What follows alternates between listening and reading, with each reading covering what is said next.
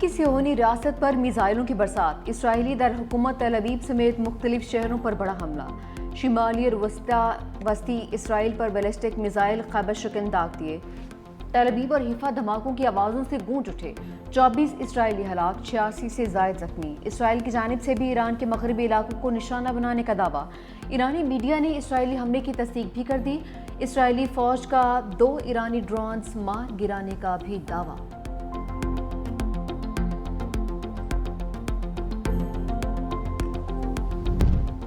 جوہری اثاثے محفوظ رہے، ایران کا دعویٰ۔ ایرانی جوہری ادارے نے کہا جوہری تنصیبات کو پہلے ہی خالی کرا لیا تھا، نیوکلیئر سائٹس میں کوئی مواد نہیں تھا جو تابکاری اخراج کا باعث بنے۔ عالمی جوہری توانائی ایجنسی کی تابکاری نہ پھیلنے کی تصدیق، کہا امریکی حملے کے بعد سعودی عرب یا خلیجی ممالک کے ماحول میں تابکار عناصر کی موجودگی نہیں پائی گئی۔ سعودی عرب کے جوہری ریگولیٹر کی بھی تابکاری نہ ہونے کی تصدیق۔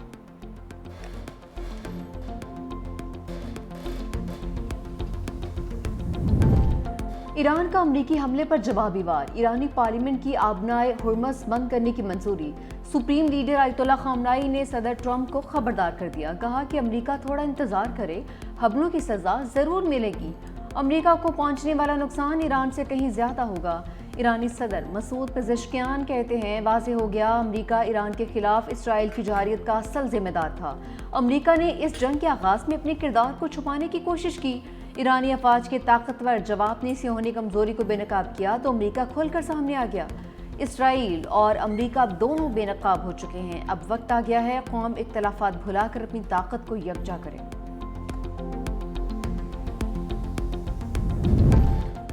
امریکہ نے ریڈ لائن کراس کی، اب ہمارے جواب کا منتظر رہے، ایران کی وارننگ۔ وزیر خارجہ عباس اراغچی کہتے ہیں اپنی آزادی اور خود مختاری پر کوئی سمجھوتا نہیں کریں گے، امریکہ نے جو کیا وہ ناقابل معافی ہے، اب اسے نتائج بھگتنا ہوں گے۔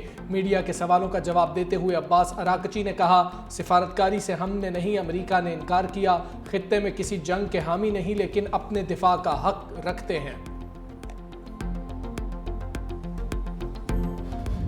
امن کا دعوے دار امریکہ اسرائیل کا ساتھی بن گیا، ایران کی 3 جوہری تنصیبات پر حملے، B-2 بمبار طیاروں نے فردو پلانٹ پر 14 بنکر بسٹر بم گرائے، امریکی بحریہ نے آبدوزوں سے نتنز اور اصفہان پر ٹوماہاک کروز میزائل فائر کیے، امریکہ نے پہلی بار 13,000 کلو وزنی بنکر بسٹر بموں کا استعمال کیا، امریکہ کا فردو ایٹمی پلانٹ کو مکمل تباہ کرنے کا دعویٰ، ٹرمپ نے کہا 3 جوہری سائٹس پر کامیاب حملہ مکمل کر لیا گیا، حملے کے بعد طیارے ایران کی فضائی حدود سے باہر چلے گئے، فردو جوہری مرکز پر بموں کا مکمل پے لوڈ گرایا گیا، دنیا کے کسی بھی دوسرے فوجی ادارے کے پاس اس نوعیت کا آپریشن کرنے کی صلاحیت نہیں۔ اپنے خطاب میں ٹرمپ بولے ایران کا دنیا کے لیے جوہری خطرہ ختم کر دیا، اب یا تو امن قائم ہوگا یا ایران کے لیے بڑا سانحہ ہوگا۔ اسرائیلی وزیر اعظم نیتن یاہو کو مبارکباد دیتے ہوئے کہا ہم نے ایک ٹیم کی طرح کام کیا اور اسرائیل کے لیے بدترین خطرے کو مٹا دیا۔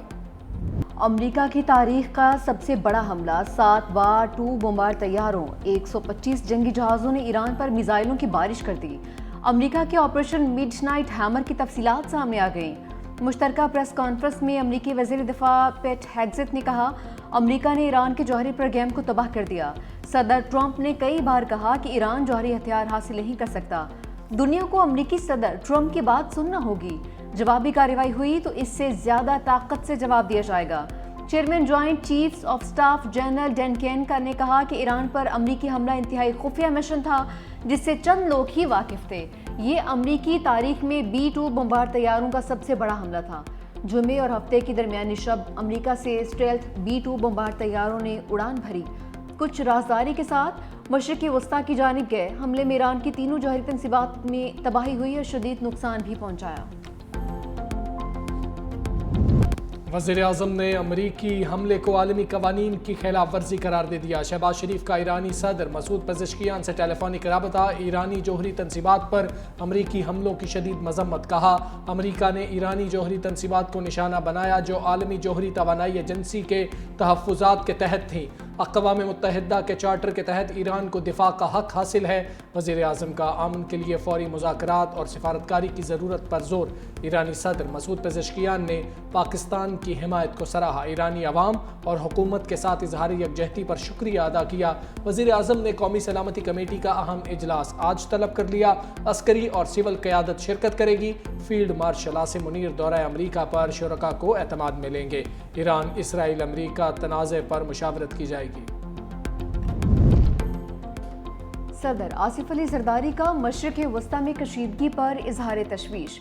کہا مشرق وسطی کی صورتحال بے قابو ہو سکتی ہے، لاکھوں معصوم جانوں کو خطرہ ہے۔ فریقین زیادہ سے زیادہ تحمل کا مظاہرہ کریں، عالمی برادری بحران کے خاتمے کے لیے اپنا کردار ادا کرے۔ پرامن راستہ، مکالمہ اور سفارتکاری اپنانے کی ضرورت پر زور بھی دیا۔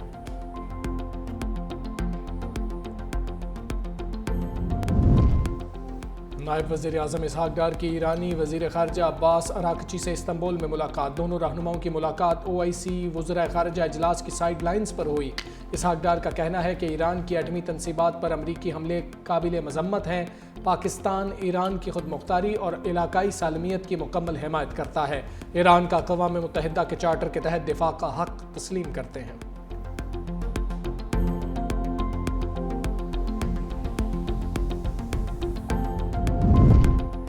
امریکی وزیر خارجہ کی ایران حملے کے بعد عجیب منطق۔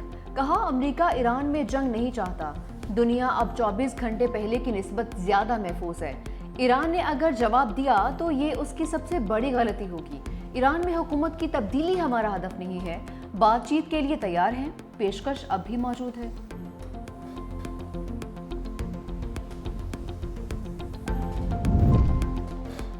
ایران پر امریکی حملے سے پوری دنیا ہل گئی۔ سیکرٹری جنرل اقوام متحدہ کا ایران پر امریکی حملے پر اظہار تشویش۔ اینٹونیو گوتریس نے کہا امریکی اقدام سے تنازع تیزی سے قابو سے باہر ہو سکتا ہے۔ امریکی حملے کے عام شہریوں، مشرق وسطی اور پوری دنیا کے لیے تباہ کن نتائج نکل سکتے ہیں۔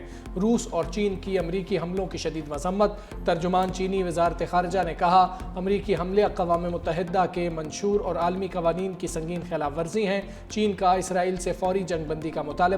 روسی وزارت خارجہ نے حملہ غیر ذمہ دارانہ اور بین الاقوامی قوانین کی کھلی خلاف ورزی قرار دے دیا۔ نائب چیئرمین روسی سیکیورٹی کونسل دمیتری میدویدیف نے کہا امن کے دعوے دار امریکی صدر نے نئی جنگ کا آغاز کر دیا۔ اس طرح کی کامیابی پر ٹرمپ کو نوبیل انعام نہیں ملے گا۔ امریکی اقدام سے ایرانی حکومت مزید مضبوط ہوئی ہے۔ سعودی عرب، قطر اور عمان کی ایران پر امریکی حملے کی مذمت۔ امریکہ کی جانب سے ایران کی جوہری تنصیبات پر حملوں پر تشویش کا اظہار۔ سعودی عرب کا عالمی برادری سے بحران کے خاتمے کے لیے کوششیں بڑھانے کا مطالبہ۔ قطری وزارت خارجہ نے کہا کہ امریکی حملے بین الاقوامی سطح پر تباہ کن نتائج کا باعث بنیں گے۔ عمان نے کہا کہ امریکی حملے سے جنگ کے مزید پھیلنے کا خطرہ ہے۔ خطے میں کشیدہ صورتحال پر بحرین نے بھی ہنگامی حالت کا اعلان کر دیا۔ ترک وزارت خارجہ نے کہا کہ امریکہ کے ایران پر حملے نے خطے میں عدم استحکام کے خطرے کو انتہا پر پہنچا دیا ہے۔ اسرائیلی جارحیت سے شروع ہونے والا تنازع پورے خطے میں پھیلنے کا خطرہ بن چکا ہے۔ افغانستان نے ایران پر امریکی حملے ناقابل قبول قرار دے دیے۔ ترجمان افغان وزارت خارجہ کے مطابق ایران کی جوہری تنصیبات پر حملے سے خطے میں عدم استحکام کے فروغ پر اظہار تشویش ہے۔ فریقین پر زور دیتے ہیں مسئلے کے حل کے لیے سفارتکاری کو موقع دیا جائے۔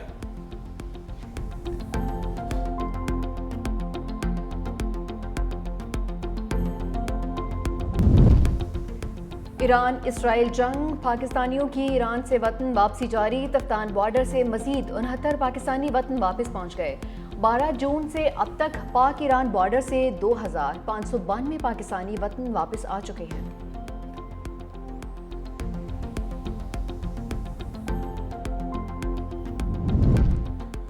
UN چارٹر کے تحت اپنا حق دفاع استعمال کریں گے۔ ایرانی سفیر رضا امیری مقدم کی پریس کانفرنس۔ کہا اسرائیل اور امریکہ کی طرف سے ایران پر حملہ کیا گیا۔ پاکستانی قیادت نے جارحیت کی بھرپور مذمت کی۔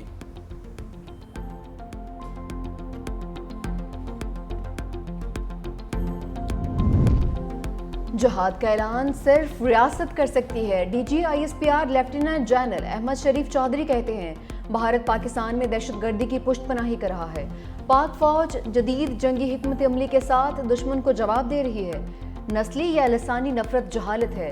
मुत्तहिद रहेंगे तो कोई ताकत हमें शिकस्त नहीं दे सकती। कौमी इत्तेहाद, बराबरी और हम आहंगी से ही कायम रहता है। कराची में DGISPR के मुख्तलिफ मज़ाहब और समाजी हलकों से ख़ुसूसी मुलाकात। लेफ्टिनेंट जनरल अहमद शरीफ का वालिहाना खैर मकदम किया गया।